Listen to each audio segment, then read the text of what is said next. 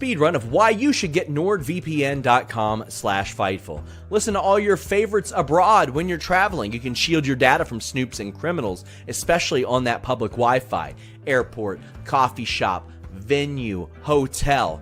You can also get the Nord Password Manager in case you're always forgetting your password. It's available on all your devices and operating systems, whether it be TV, phone, laptop, desktop, whatever. You can even put it on your router.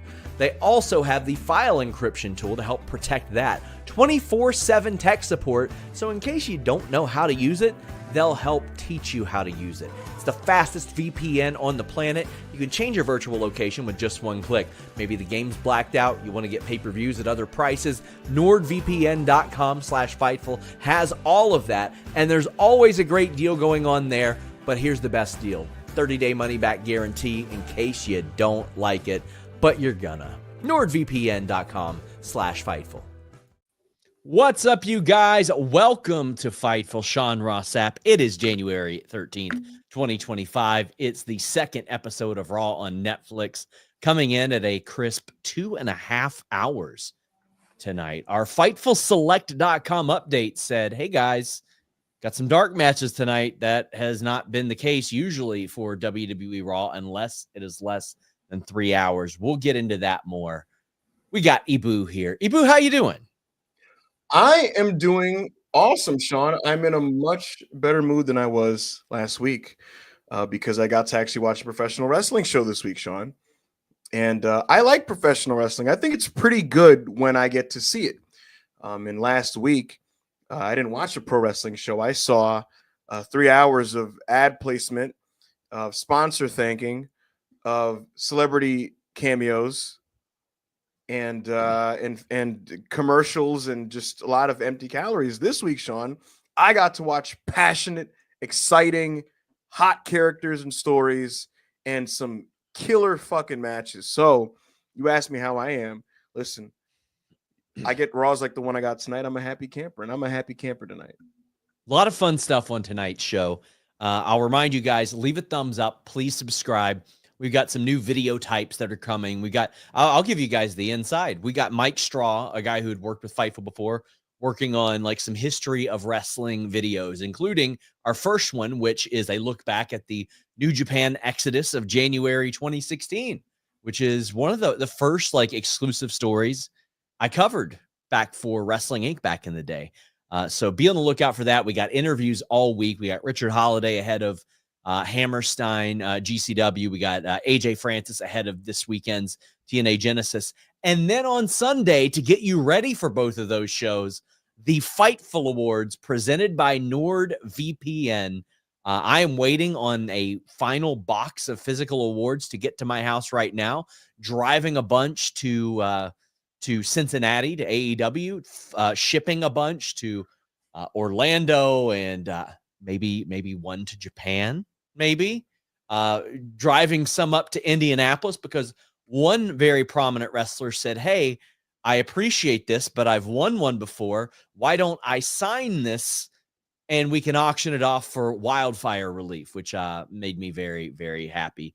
And of course, we send our love to those affected. But the Fightful Awards this Sunday, 6 p.m. Eastern is what we're aiming for. You're going to see a whole bunch of your favorite wrestlers, your favorite performers, your favorite entertainers on the show. But my God, guys, get your super chats, get your humper chats in here at youtube.com. Or if you're one of the thousands watching on X, Twitter, Facebook, Twitch, go to humperchats.com. That's HUMPER chats.com, like hump, camel's hump, hump Wednesday, hump other recreational activities that you might participate in. But we had a heck of a show here tonight. Absolutely. One that was well-paced, had some strong action, a great crowd on hand, and one that didn't go 3 hours, Sean. I got to say, as we started passing through 10 p.m. Eastern Standard Time, my time, I was like, I'm getting a little tired. Hopefully this ends soon. It'd be nice if this just ended soon. And then the main event came, and I was like, oh, hell yeah, So, yeah. Last plug, FightfulSelect.com. best $5 a month in the business, $54 a year. Moves to $6 a month later this month, but you can lock in your price. We had the rundown on Fightful Select, Ibou, and one of the things, first off, last week there were no main event matches, there were no speed matches. They wanted to do the grand unveiling on TV, but one of the things that WWE Raw had picked up in recent months was post-show dark matches. And honestly, it's something AEW should do as well. If they don't have Rampage, they should not film ROH in front of an exhausted crowd. They should run Will Ospreay or MJF or Adam Cole or somebody, a big name out there. And WWE is great about this, sending the crowd home happy in that way. And they had a couple tonight. And as it turns out, WWE Raw was not 3 hours, Ibou. It was a crisp 2:30. Beautiful, beautiful. Look, man, this product got hot on the backs of its extremely talented roster.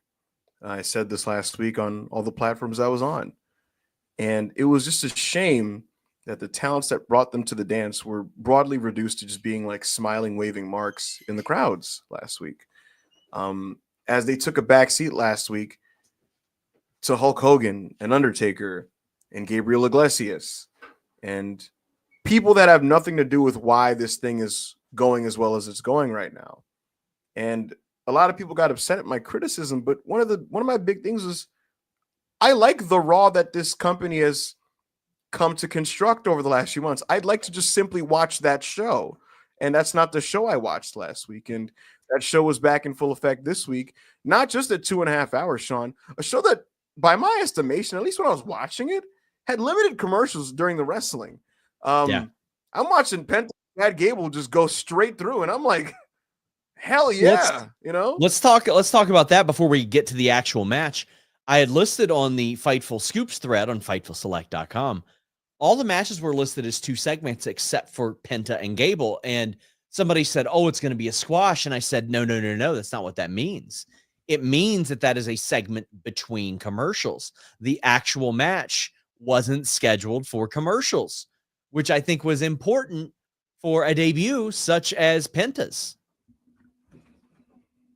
And I think that was important for them to carry over. We do have some super chats. Andy says, crazy week of discourse where numbskulls were going after Dr. Fed and Ibou.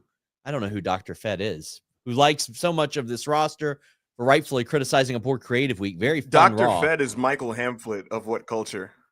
Oh, okay. Is Punk Roman on the agenda? As last I heard it was. Where did my... Wait, what? Are you gone? Are you dead?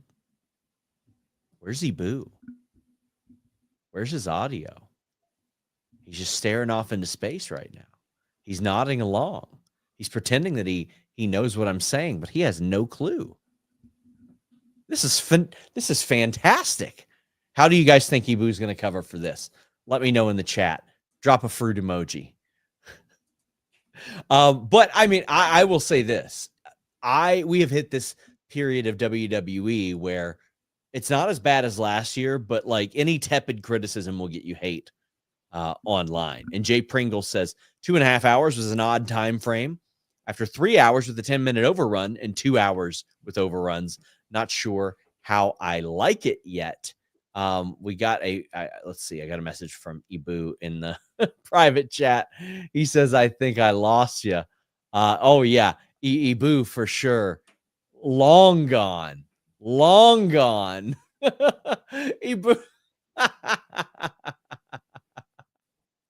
Oh man. I can't type to Ibou right now. My keyboard is all the way on the other side. Like I don't use this laptop to run it off of. So I've got to log into StreamYard. Oh no, I'm not logged in on this one. And let him know. Oh, he's back on via phone. Ibou. What the fuck, man? What's going on? What kind of game is this?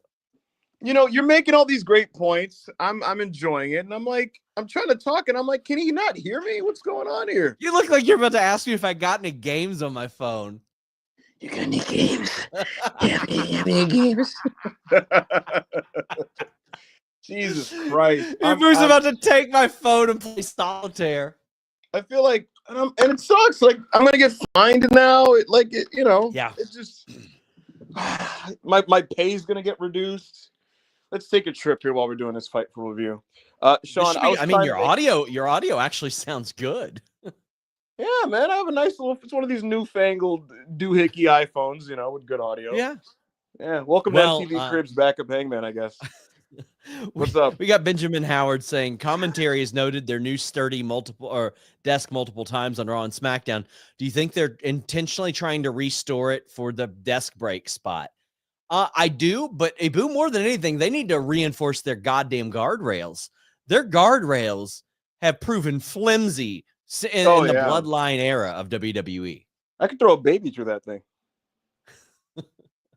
This is insane. I'm doing a fucking podcast like it's a FaceTime call with my grandmother. She's like, "Did you get any new? Where are my grandchildren?" Oh no, Supermo says, "Hey Sean, will dark matches after Raw can be after certain shows be a good indicator of the runtime for Raw?" Yeah, I think they will. I think if they have dark matches after Raw, it probably is not going to go 3 hours. Somebody says Ibou of technical difficulties. I'm so mad. I was ready to go in on people that cry about criticism. I was getting excited about it. Sean is making a good point. And then Sean starts to lag and I was like, no. Oh no, you were lagging, buddy. It wasn't me. What does it look like on your end when that happens? You lagging. Oh, okay. You lagging for sure. I mean, I'll say this. I can't tell you the number of people that have tried to hit me with you gave a guy a platform who hates the product. And I was like, I spoke to a person in the DMs that I was like, did you watch my reviews from 2017 to 2022?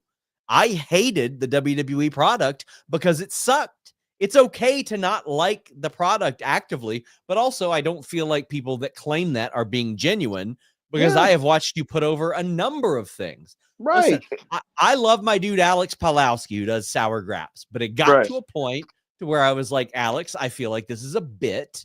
I feel like it would be better served not on the impartial review. But people have this weird that it's convenient for them. They're like, yeah, you're supposed to be objective. And I'm like, this is a subjective entertainment show. I'm objective when I report news. I don't editorialize in my news articles. I'm allowed to be subjective when reviewing entertainment programming. Right. And what I don't understand, Sean, is for me, like you just said, I'm very complimentary of the things that I think are good. I will criticize as I see fit if I think criticism is deserved. And the bottom line is we have to have standards of some kind, because if we don't, that's how you lead to complacency creatively, and that's how you lead to weaker shows.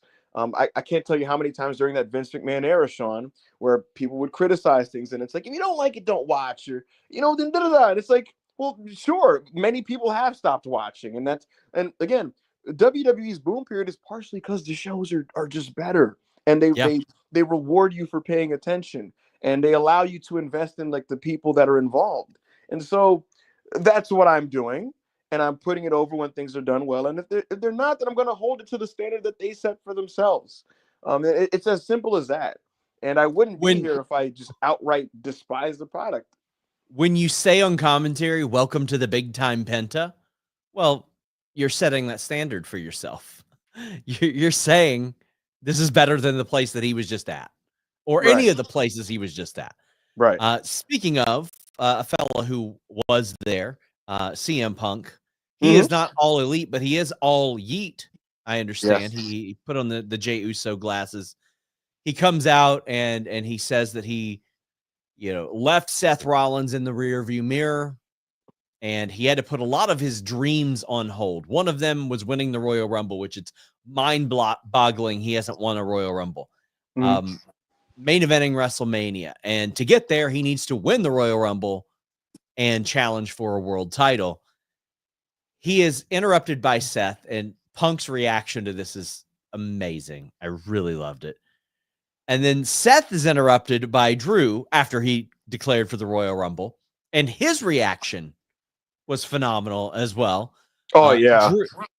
Drew is in the Royal Rumble. So we have back-to-back huge Royal Rumble announcements off the heels of Roman and Cena entering. These are like the 5 biggest names possible. It's just a strong way to make it feel like this thing is big, it's important, and it matters. And I got to say, Sean, you know what's really impressive? Fightful Select has been on the ball when it comes to reporting around the big title matches at WrestleMania. And you have been very transparent about how that's evolved over time and where things currently sit, right? Yeah. We as fans are aware of where they currently sit. And based on that, conventional wisdom should suggest that means that this guy or this guy is going to win the Rumble. And you know what I think is very impressive, Sean, is that in spite of that information that is very much out there and accessible on Fightful Select for $5.99, the best $5.99 in the business, I'm still watching this segment and I'm saying, I don't know who's winning this Rumble. Yeah. That's the power of good fiction. That's the power of storytelling, is that I should be like, oh, it's going to be John Cena because obviously, right? But no, I'm sitting there and I'm like, I don't know what's going to happen. Roman Reigns is in the Rumble. How do you eliminate Roman Reigns? What's CM Punk going to do in the Rumble? How does Seth Rollins get eliminated if he even does? Who's going to handle Drew McIntyre? So all these different elements are circulating and at play at the moment. And it just leads to a very unpredictable situation. And I think that's a good thing going into a big show. And they got Cena already advertised for Elimination Chamber. Now, I feel like Cena will win the Rumble because they're playing up well, he's not really that good. And even though winning the Rumble is an achievement, like, anybody can get thrown over a top rope. Like, yes. Anybody can do that. You're not getting pinned. To win the Elimination Chamber, you got to eliminate a couple people probably there. And also, I probably wouldn't risk putting John Cena in an Elimination Chamber match at this juncture. But what do you think he does at the Chamber show then? Hopefully beats up some absolute donk. bring back Elias and have him hit his 5 moves of doom and then beat him. Maybe that's where we do the Logan Paul Cena match or something. No, I sincerely want Elias in the Royal Rumble at like number 3. And I want him to get brutally attacked and taken out and eliminated. And then I want him to go backstage and shave and come back at like 17 as Ezekiel and exact revenge on whoever did it to him. And and just write off both characters forever. Oh, that'd be sick. You know what's funny, Sean, is somebody pitched this is not Raw related, but someone pitched Tony Storm doing a 3 Faces of Tony thing at the Women's Casino Gauntlet. That'd be great. Yeah, I would love it. Awesome. Yeah, I'll be there for that this week. But the problem is they don't do over the top elimination, so it had to be something really cartoonish, like the referees are taking Tony out because I think she hurt her elbow, and she's like, oh, I cannot continue. You know. So I feel like there are ways that they can evolve that match, and they can make like over the top rope doesn't end the match, but it can eliminate somebody. I think that would be a nice way to adjust that match. But Punk, Drew, Seth, and I love, like, it's so funny because Seth's character does mirror Hangman Page an awful lot. There's so many similarities. Like, that is a dream match of mine for the feud that would occur between Hangman and Rollins. But Rollins, more than anything, he's like, man, I've won the Rumble. I've been in the main event of WrestleMania. I've been in multiple main events of WrestleMania. I've been the world champion. I've done this. I've done that. Now I just want to screw up your life. And I admire that. Listen, I was told by someone close to the situation, Sean, so I guess this is a anecdotal scoop ski. Okay. I was told on record a couple weeks ago, quote, I have an idea to get Punk and Drew back on screen. And I was like, interesting. That's interesting. Okay. And I think this was it. You know, these 3 characters are going to be intertwined for the foreseeable future. I think they're just inextricably linked. They have a lot there when it comes to continuity and storyline. And so, of course, Seth Rollins is going to continue to chase after CM Punk. Listen, man, that's the jersey that's hung on the rafters at the end of the day. No matter what Seth says as a character, the bottom line is the truth is that he did look up to CM Punk and he wanted to be like him and he chased him and he wanted to emulate his journey from Ring of Honor and Independence to WWE. Punk got the big win over him. That's going to really hurt. That's going to stick out in Seth Rollins. And so, he's going to keep chasing. It's going to guide him. It's going to motivate him. That's what it should do. And at the end of the day, Sean, consistent characters are characters that I can get behind.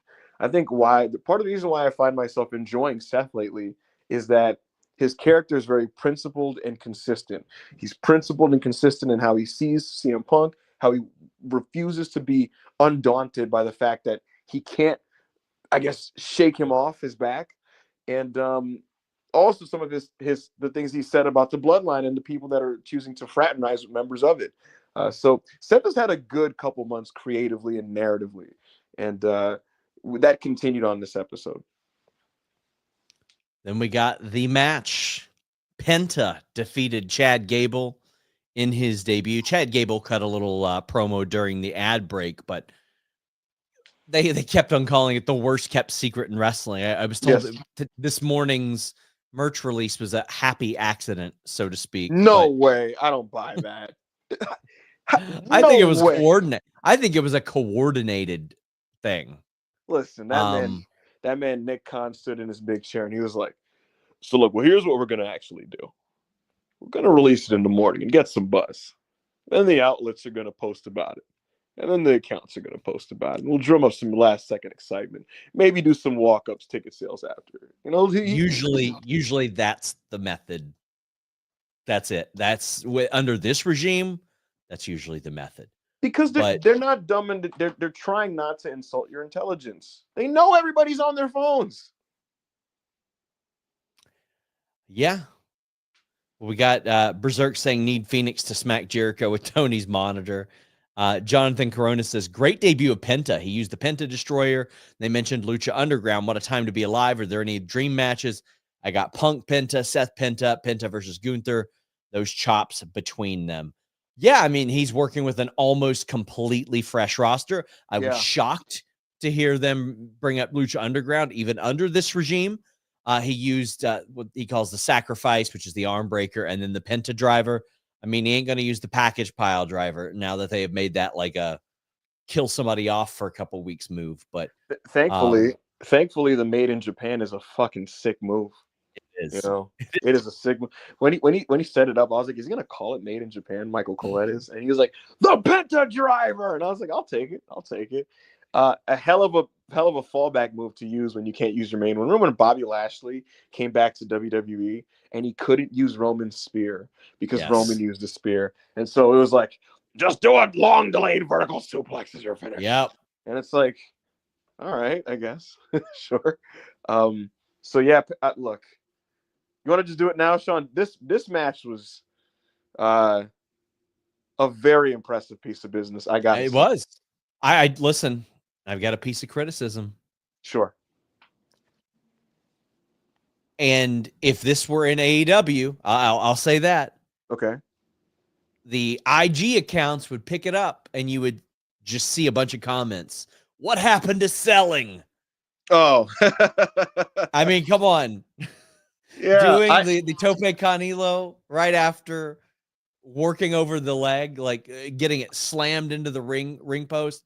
I was like, maybe skip that one. Maybe skip that move. Sure. Other than that, I loved this match. That was the only criticism I have of it. There was so much right about it, I thought.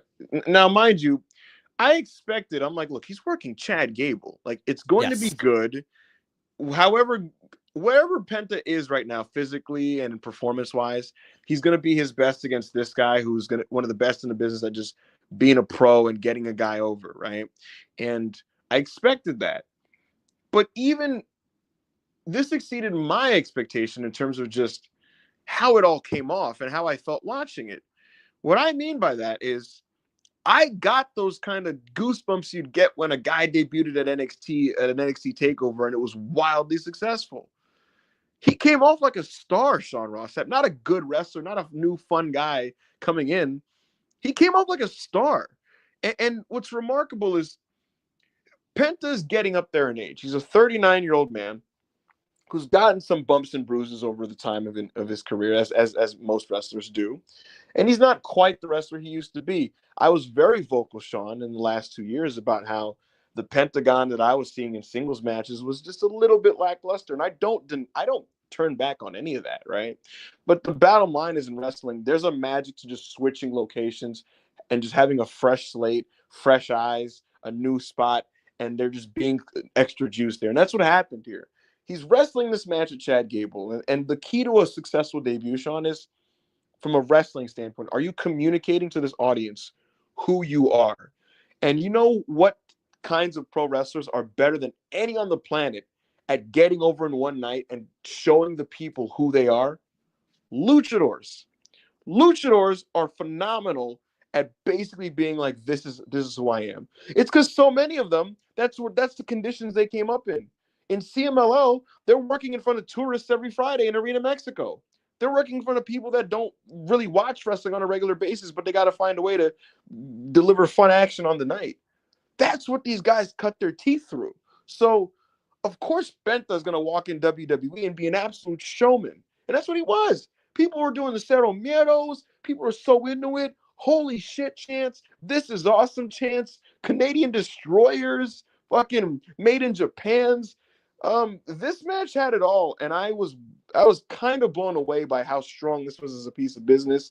I was really glad there was no commercial break, so it really allowed you to lock in on the action. And you're going to get to it, but I mean, the post match was like, it was like moving. It felt triumphant. It was, and he got some promo time afterwards, and it definitely felt like he went long in that promo. But you can tell how much it meant to him. His daughter was there, front row, in tears. Penta cut a promo in English, in Spanish. He very much said that this is his present right now. But Scout says, how do you feel about Penta's time going over 100%? Because it felt like it cut the Intercontinental title match. If he had to cut it, should have been the main event if they had to cut time. And Jonathan, or actually, Alex says PW Insiders reporting Penta went long. Things got cut. Talent are upset. Are you able to confirm? Just know the show ended, so I'm doubtful. Okay, so again, I'm still getting information about this. I mean, people are sitting there saying Sean on his phone getting scoops. This is what I'm asking about. And I was straight up told this. If talent are upset, it is not at Penta. English is his second language. This was a big moment for him. That isn't who they would be mad at. If time was cut, they would be mad at management because we are on fucking Netflix, was the message that I got. I mean, to me, Sean, as far as I'm concerned, do they not have a more malleable time slate? So, in theory, because the show ended at 2 hours and 32 minutes to be completely exact, right? In theory, could they not have ended at 2 hours and 39 minutes?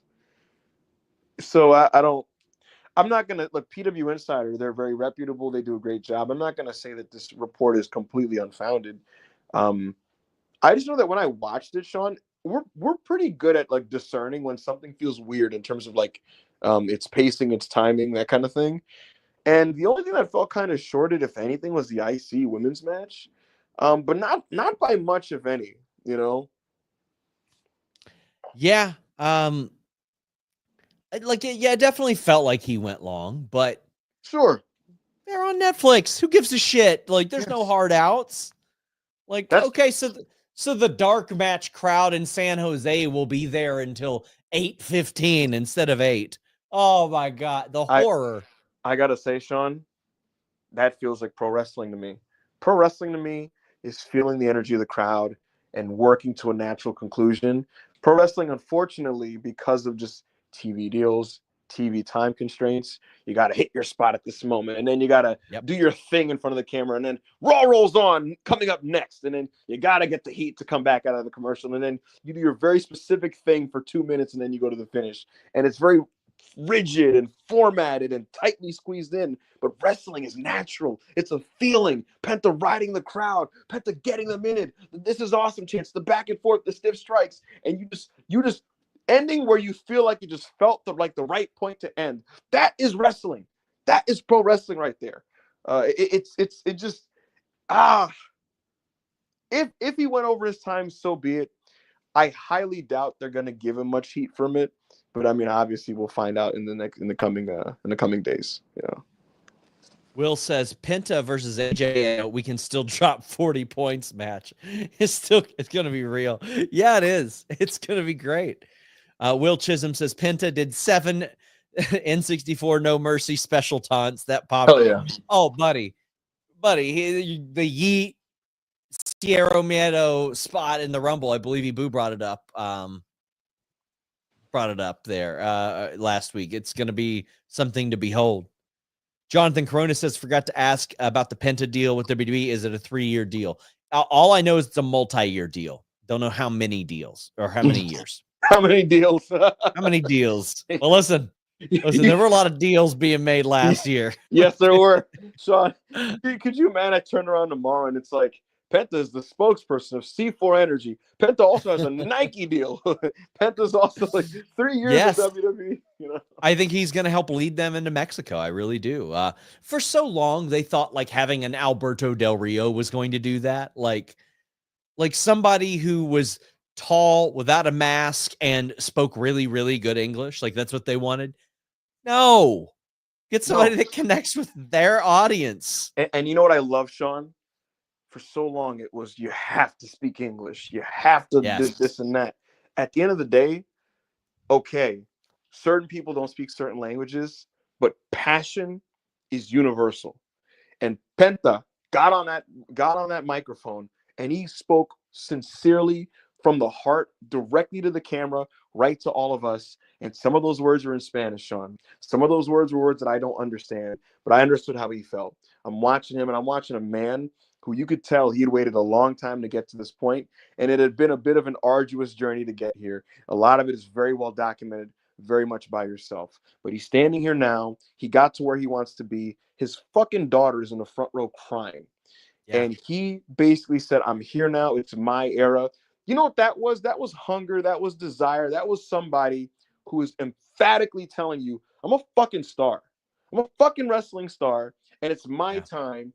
And obviously, a lot of wrestlers do the whole thing of it's my era, it's this, it's that, and stuff. And it's usually empty platitudes. But it really feels like he comes off like a guy who is absolutely, I hate to use this euphemism, but grabbing the brass ring. He feels like a hungry professional wrestler who is chomping at the bit, ready to be a fucking wrestling star. And that's what I want to watch. I want to watch guys who are really, really hungry to be the fucking man, to be the best. That's what wrestling is all about. And I thought his passion came through in his promo. If you want to be the best and you're trying to grab the ass ring, you dealing with a nosy mailman all up in your business about what you're ordering, what you're getting, well, don't worry about it with BlueChew.com and the code FIGHTFUL. It ships discreetly.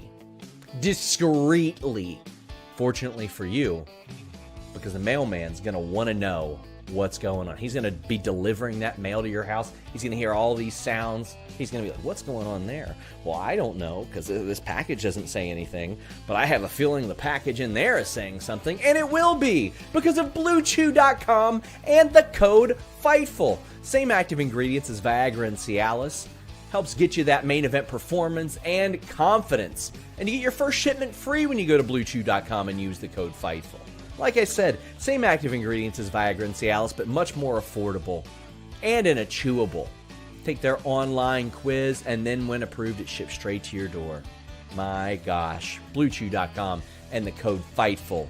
Mind your own business, mailman. Get in your super chats. Get in your humper chats. A reminder, I do a Q&A show every week on FightfulSelect.com. It's called the Fightful Report Podcast. We also do Select Answers almost every single excellent day. Content. Almost every day. Speaking of the blue brand, although a different blue brand than what we just promoted, the Wyatts are headed to SmackDown. Ryan says, felt like backstage really liked backstage. Okay, hold on. This got a little jumbled up. No. It says, felt like backstage really liked Cross's backstage stuff and his online content, but it's weird to scrap the Wyatt stuff. Especially considering I really was on board with your idea of Judgment Day versus Wyatts at WrestleMania. Well, you know what? You know what, Sean? What's that? I think the Judgment Day are going to go with them. Okay. Because we just wrapped up a program here. We just wrapped up the program with Damian Priest. What really, and also I could see WWE saying, let's separate Liv from Rhea. Let's separate Priest from Balor. So what I thought was going to happen was you would get Judgment Day, all of them. And then you get Wyatts plus Alexa. That way you got 2 women on each side. 100%. 100%. And it answers the question of what do they all do at WrestleMania? And absolutely. And I like, okay, very much like I think that this much talked about 12-man tag on AEW, like I have no interest in it, but I know that once the match happens, those guys are going to do absolutely batshit crazy stuff, and it's going to be a fun match. Yes. I have no interest in Judgment Day Wyatts, but I know that once it happened, assuming they got to have a plunder match, it would be, silly, crazy. The upside also is that coming out of it, there's a very real chance that the Judgment Day finally split for good. Finn and Balor had been doing when you listen to Finn, you always win stuff. And it looks like they're on the outs, and they're now getting beaten up. And realistically, this version of the group, this incarnation, is on the downswing. This is not the 2023 Judgment Day that were basically headlining all the TVs and winning tag belts. So I do think it makes sense. Look, they've called themselves a family for a long time, but this is a very dysfunctional one due to a narcissistic leader. And the Wyatt family, they very much target those types of situations. So I think that this is still very much in play to happen. I think it's still very likely. I will say this, Sean. I wanted to mention this earlier about Penta, not to go backwards, but I mentioned the whole thing about luchadors know how to get over, right? And you see it all the time with CMLL. And it's a promotion I really enjoy watching, right? But I want you to help me out here, Sean. So I love watching this promotion. The thing is, for me to do it legally, I got to subscribe to their YouTube, right? Yeah. And it's a great product. I love watching this product. When you subscribe to their YouTube from over here, I'm paying over $30. And I got a friend who tells me that depending on what location you're at, you're paying far, far, far, far less. The thing is, for me to be able to do that, I don't know what type of apparatus I would need. And so I guess what I want to ask you now, I know I'm kind of late here, but I can't shake the thought about this, right? Is there anything that I could maybe use to help me get a bit of a discount on this CMLL subscription? That'd be nordvpn.com/Fightful. That's what that would be. The same app that I use to just switch over my Netflix to the UK and watch Raw, SmackDown, NXT, and the PLEs. Oh, I don't know. The way that I subscribe to AEW Plus and watch AEW without commercials, and the way that I watched Raw tonight without commercials. You know what I got to hear tonight? I got to hear Bailey bury Michael Cole. Wow. Were there any other cool little neato segments during the break? Yeah, there was Chad Gable cutting a promo. There was some backstage stuff. There was all kinds of stuff there. And you know what? I'll tell you something great. Nord works full time because they got 24/7 customer support. Logan Paul is not supporting the customer 24/7, Ibou, because he is saying that we're mad that he's working full time, but I ain't seen him do anything yet. Is him being full time, him filming some video vignettes for 3 weeks out of the. How about you do something, brother? What's just want him to do something. Just do something. Obafemi was there. He was there. Yeah. That happened. Yeah. Sheamus defeated Ludwig Kaiser. Woo! Good stuff. Here's my thing. What's up? This feud's been going on for 7 months, Ibou. I don't know if you knew that. 7 months, this feud. Yes. I would have liked Ludwig Kaiser to actually have won that. Mm. I would, because, and here's where I'm caught in the middle. I want this feud to be over, but I wanted Ludwig Kaiser to win it because Sheamus isn't hurt at all by Ludwig Kaiser winning his feud. He's still Sheamus. He's going to come in, do a bunch of brogue kicks in the Royal Rumble, pound his chest, and then go into whatever the hell his February program is. But Ludwig, it's like, well, what's next for him? he's exhausted his stuff with Braun Breaker and all that. And Sheamus will just go right back to Braun Breaker because he was in the watching this match as well. But they got into a little bit of a pushing match after the match. They did. I'll tell you what though, Sean, and I'm very biased when I say this. I admit it. It's not great to be encumbered within a vortex in pro wrestling. TV vortexes are toxic. They're repetitive. They're typically unproductive. But I do love me the Sheamus vortex. It's a better vortex than the Judgment Day vortex. You know why, Sean? It's because every week you get these TV matches where two men just beat the living dog shit out of each other. They just hit each other really, really hard. And it's passionate. It's hard hitting. It's badass. And I thought they had another badass match. Sheamus and Kaiser, they've done this a million times. And you got me watching like the 17th Kaiser Sheamus match, and like they're hitting each other with like hammer fists, and I'm like, hit harder, hit harder. You know, I'm like like a fucking Neanderthal, you know, just watching this thing. But yeah, I like when get hit other guy hard. And that's what these two do. I mean, Sheamus, like for a guy that looked like his career was going to be over a few years ago, just phenomenal work out of that guy. And you know that he and Braun are going to hit each other extremely hard.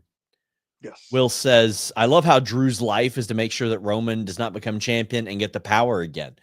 Yeah. And he was able to sort of accomplish his goal, although it got taken from him very quickly at WrestleMania. But now he's got a fat new contract. He's won the Royal Rumble. He's also technically main evented a WrestleMania, albeit a little bit different. So we're seeing he and Seth Rollins, guys who have traditionally hated each other, with sort of similar goals in that sense. Like they're not so different, those two, as much as Seth Rollins likes to convince himself that he is. But no, Gunther, go ahead. Sorry. No, I was going to say, no, they're just not. And Seth is ultimately going to realize this imminently. A Gunther promo interrupted by Jey Uso. And Jey Uso wants a match at Saturday night's main event. Gunther very much is like, yeah, you're okay. Then the bell rings. Awesome. Like, damn. All right. He also was like, man, the wrestling on last week's Raw fucking sucked. Yeah. Like, that shit was terrible. What the fuck was that? That man, he said, who gives a fuck about an Ulafala, you know? Oh, man. Yeah. So, go ahead. Sorry. No, I was just going to say, yeah, look, Jey Uso issues the challenge for Saturday night's main event.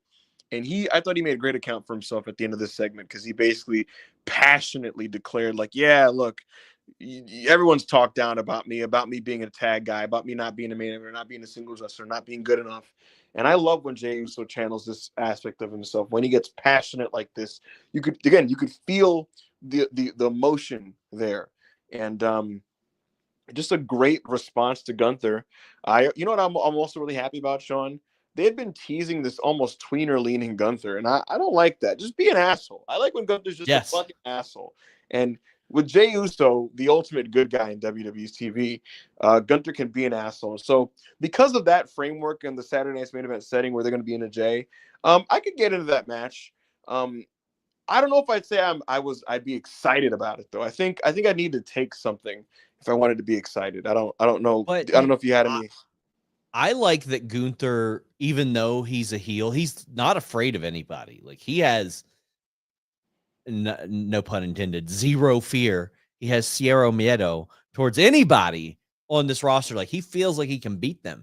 And if he does lose, he's like, GG's, you got me. Like, there's something admirable about that in a heel. And Eddie Melendez says, I was wrong saying Goldberg was going to cost Gunther versus Punk. I really believe he's costing Gunther versus Jey, since he'll be on the show on Saturday night's main event. Well, I'll tell you what I absolutely do not want ever in the history of the universe. Okay. Goldberg beating Gunther. No. But I fear that Goldberg's ego will not allow him to go out on a loss. He doesn't have to, though. I feel like he could just beat a jackass up. Why can't, like... Sure, bring back Heath Slater. Why can't Goldberg and Braun Breaker beat up American Made. You know? Yeah, but I mean, I don't want him beating Julius Creed either. Yes, but I'd like dude, to see Julius Creed shoot on him. I think the Creeds versus Braun and Goldberg would be a sick meathead match. Yeah. I just don't want to see Goldberg beat anybody of value.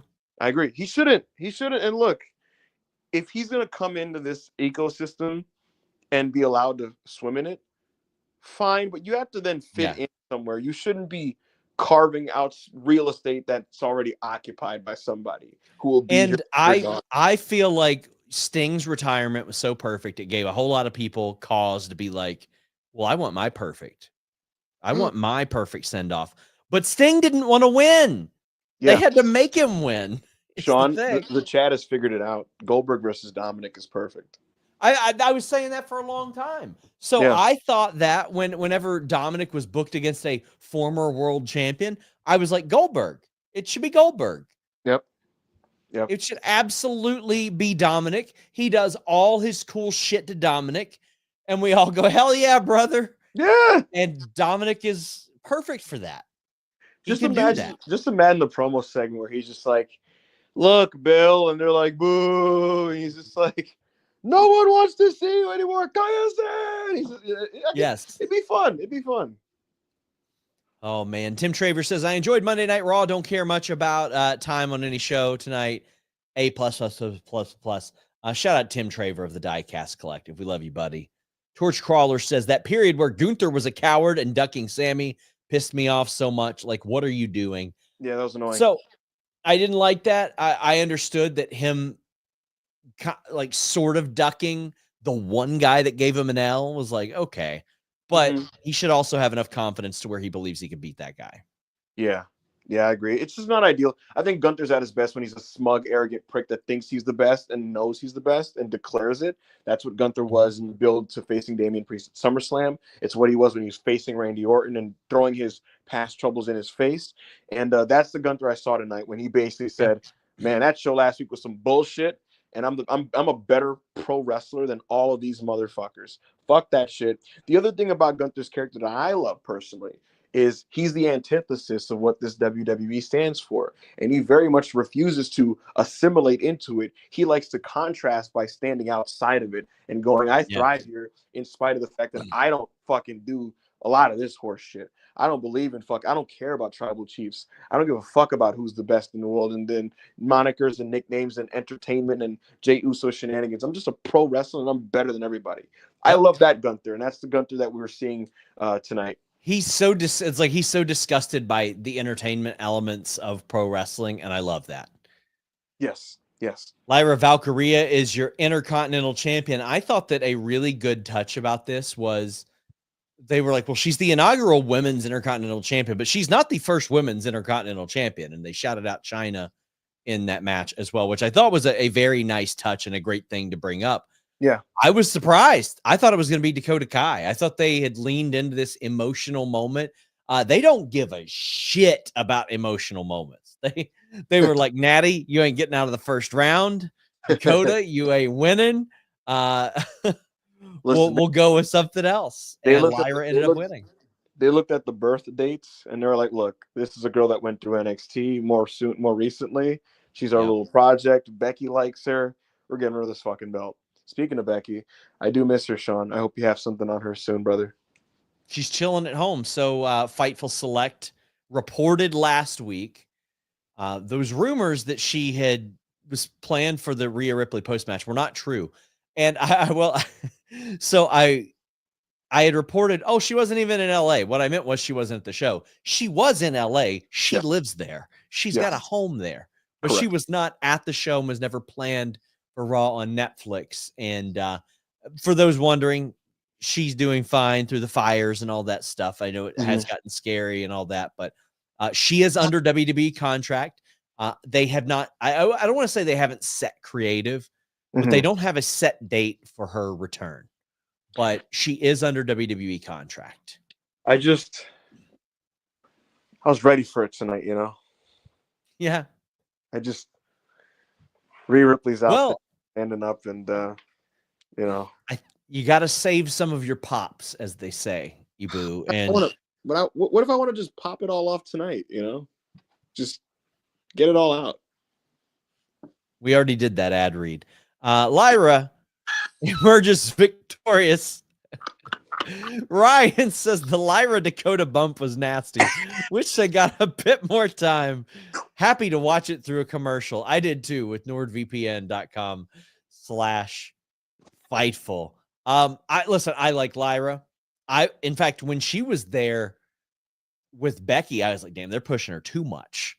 But they sort of like lulled me to sleep with Lyra a bit. Yeah. And now she's emerged. I know she can deliver. She looks like $1 million. She really throws it all at the wall when she wrestles. I will say the same thing, Ibou, that I've said about the US title. The last several years, WWE has done an absolute dog shit job at developing contenders for the world title. I really hope they don't do that for the US and IC as well. I want to see development. I agree. I totally agree. I'd like to see some of the very talented women in the NXT's women's division to come up and figure into this. And I think that best case scenario, Sean, this extended television time on Raw and SmackDown will result in more opportunities for the women to where the existence of these mid-card belts is justified and it allows more people to get over. So that's kind of my big hope for 2025. Rhea cut the promo, by the way, and was interrupted by Nia Jax, who I was like, she better not be challenging for this title immediately after losing the world title. But yeah, she entered the Royal Rumble. KE775 says the segment was really bad. I didn't like it either. She was like, Bayley, why are you even here? And it's like, well, yeah, it was just so lit. Like, you're doing it at the top at 10 p.m. How do you not, like, usually they're pretty good at, like, when you're positioning a seg like that, something notable is going to happen, something interesting, something dynamic. And it's Rhea's first segment. I'm thinking, oh, maybe Becky comes back here. It's Nia. And what's worse, Sean, is it was just like they transported, like, the annoyance of, like, SmackDown's women's division over to Raw. And I already don't like those segments on Fridays. And now they're just like, oh, here it is on Netflix, but with Rhea Ripley standing in the middle. So I thought it was by far the weak point of this show. I did too. And again, Nia, best run of her career, without a doubt.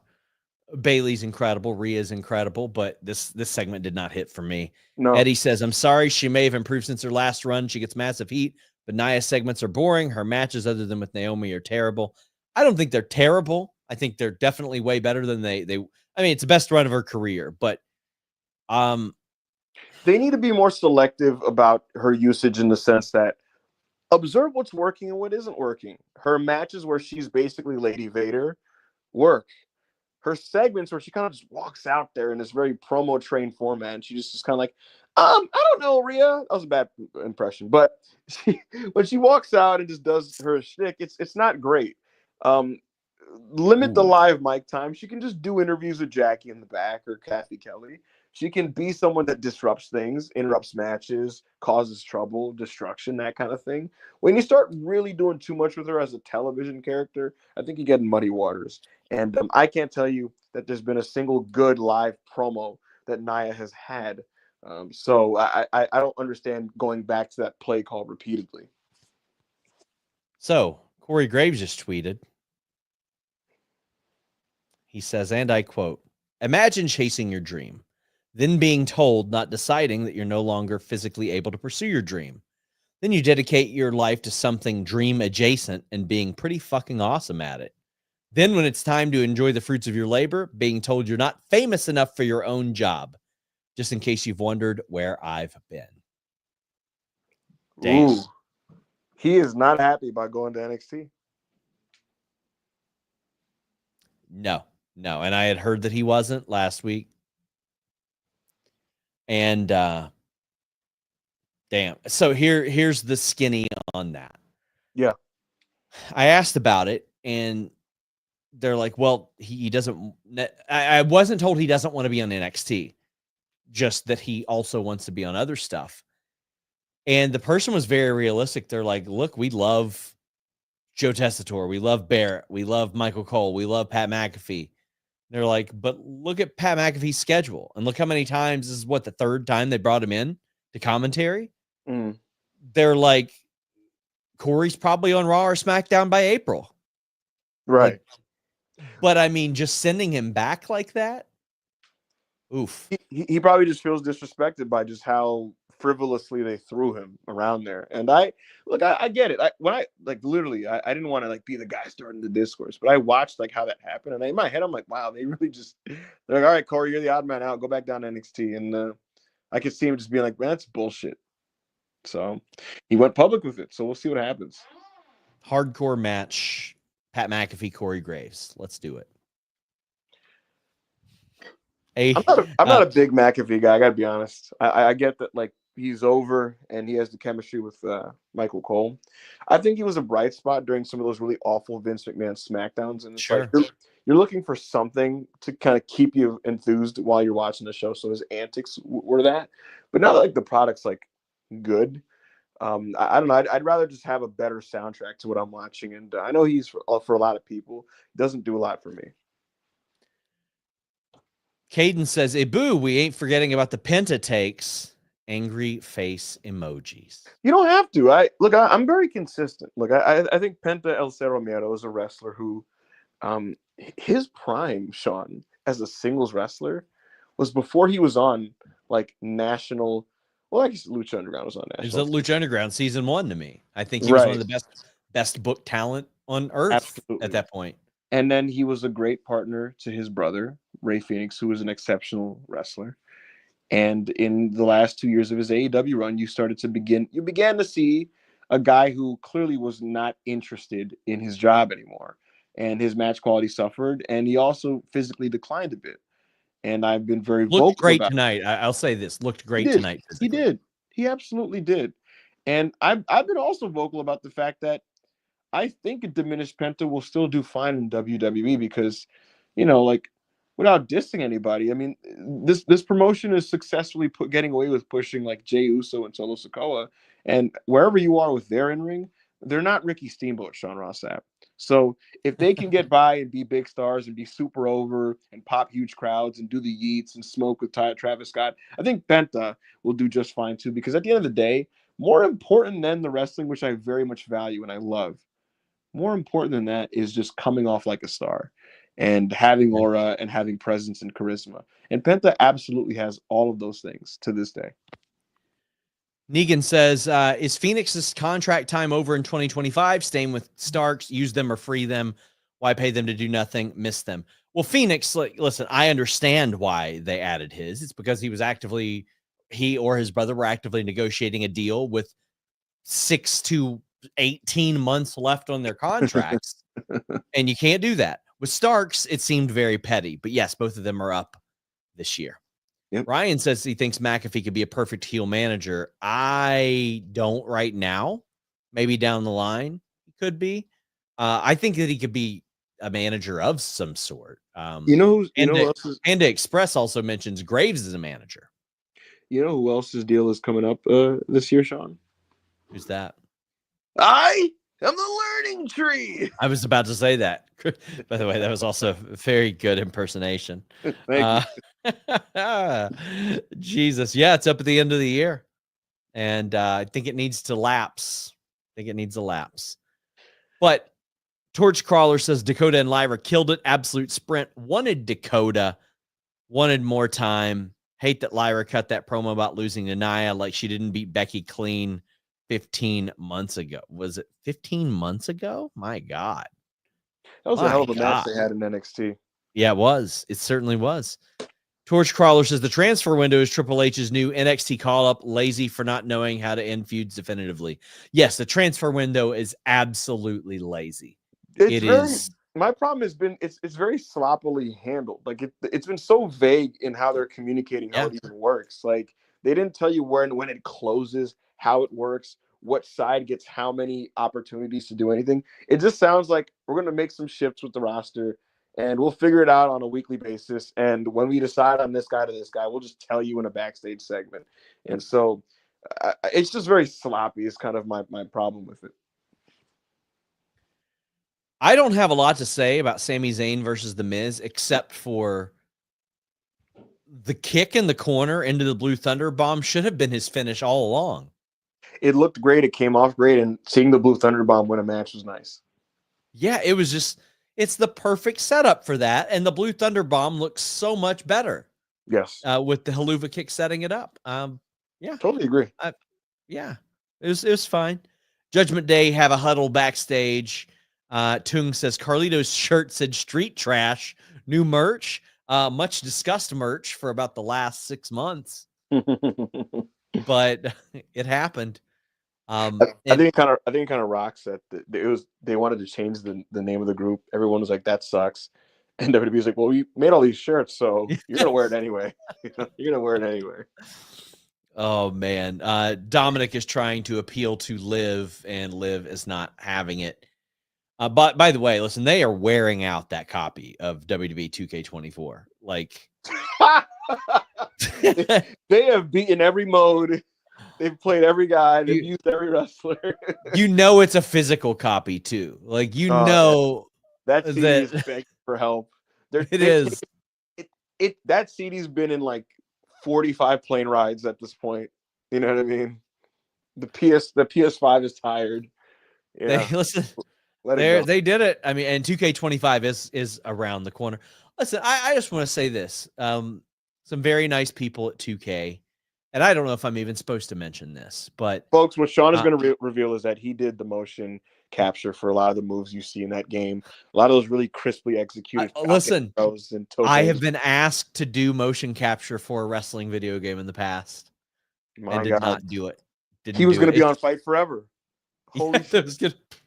They were going to have me do the drop toe hold for that. Yes, but some wonderful people from 2K said, "Hey, we got back from break and realized that you had some losses in your family, and we remembered that you actually left Royal Rumble early to spend time with your grandmother, and we wanted to send you a nice token." And they sent me and my family flowers, which is very, very nice of them. That's awesome. Shout out to the 2K people for doing that. That was incredibly kind thing and a kind gesture there.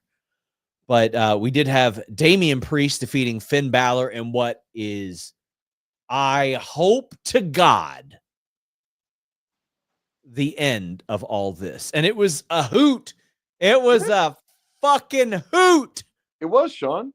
This was a broken arrow off the balcony into a table. There were some barbecue chips that flew into the air.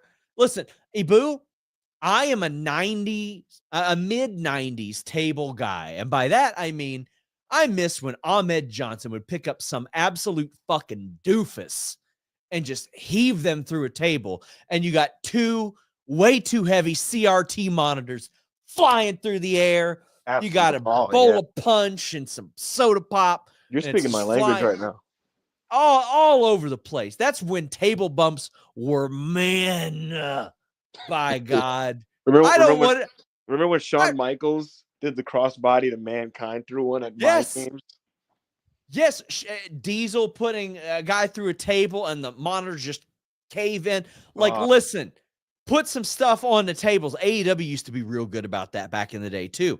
They would put stuff on the tables and it would look great. It would fly all over the place. And then if there was a pad underneath, it would kind of mask there was a pad underneath it. That was cool. We got to see little barbecue chips flying through the air during Priest and Balor, and the crowd was all for it. Balor said, "Hell no, you ain't stretching this little bitch out," and dragged him back in and beat him. Loved it. This was fantastic. I was kind of in awe at how solid this was. Finn's coming out, and I tweeted like, he really can't afford to lay an egg here. Mm-hmm. And Finn Balor, for about a year now, has been very much at a certain level. Finn Balor is not bad these days, but he's not like eye-poppingly like great anymore. Here, he worked his butt off to really help Priest look great. There was some grit to this match. There was some like aggression. I I liked the crowd brawling. Like, again, it was just gritty. And I'm watching this thing, and I'm like, let's get some cool spots in the crowd. And then we did. The Falcon Arrow, the tables came out. The bad guys are jumping Damian Priest, and then that's when the War Machine comes out for Raiders. Yeah. And I'm like, man, this is so Paul Heyman right now. But I just thought that, look, Damian Priest has been a revelation as a babyface. Been great. Yeah. I did not expect him to connect this well as a good guy, but he has. And he's just a really fun big man. And I thought he got to come out triumphant. We didn't even talk about the spot where Balor's into the commercial break. Balor's getting wheeled out in a stretcher. And I'm like, what are they doing here? And they come out of the commercial break, and Priest is like, get over here. And he just runs over there, and he just wheels him right back. Balor rolls right into the ring with the fucking with the neck brace. That's good shit. Balor also like telling the guys to hold him in position so he could do his little neck brace coup de grace. That's good shit. That was great pantomime. This was sick smoke and mirror stuff. And I thought this was a really, really fun match, honestly. And also, I'm really glad to put this to rest. Go ahead. Balor with one of the most brutal pant shitter coup de grace I've ever seen. Like right on the stomach. Like, I don't know how you don't hurt somebody on that move. So Finn Balor, far more graceful than I. But a fantastic match. Yeah. I feel like you gotta like suck in your gut and hold your breath when you're taking it, you know? Man, listen, if I would hate to have been the heel that worked with him on live events when he was a babyface, because they're taking that every night and they're shitting their pants at least twice a week. For sure. For sure. A lot of painful nights in the bathroom, you know. Guys, leave a thumbs up on this video. Drop into the comments section. I am there every day. We are here every night for each night of pro wrestling, NXT, AEW Dynamite. I will be out this week because I'll be in Cincinnati. We got ROH and TNA. We got SmackDown. We got Collision. We got TNA this weekend as well. We got daily shows. Beyond the Bell with Andrew Zarian on Tuesday. Myself and Jimmy, not this Wednesday, but most Wednesdays with the Hump. We also have Grapsity every Saturday. My God, so much. And then Sunday, this Sunday, 6 p.m. Eastern, the Fightful Awards, by God. Ibou, tell the people where they can find you. Folks, you can find me at Backup Hangman on Twitter, same name on Blue Sky. You can also find me, follow at Selfmade PW. That is the name of the Discord that I co-run with my good brothers, Rob Ayo and Chris O'Bread. Follow at Selfmade PW. The link to join our Discord is in the bio. And if you come in, you get to watch wrestling with us. You get some awesome scoop skis. You get all kinds of other fun. It's just a great community. And anybody who's in there could vouch for it. It's been an awesome, fun community. Follow at Selfmade PW. Again, follow me there. Follow me at Backup Hangman. You can also catch me on the WrestlePeers channel, which I will be on tomorrow at 2:30 in the afternoon with my boy Rob. We will be there for the Raw review, where we don't actually review Raw like I do with Sean. We just kind of bullshit around, but it's a lot of fun. And so those are all the places that you can find me. Guys, check him out. Support him. He does a lot of great stuff. Reminder, we are on Blue Sky. We are on Facebook. All that good stuff. Also, if anybody knows how the hell to get our Instagram account back, help me out. Help your dude out. Absolutely. Until next time, guys. We're out.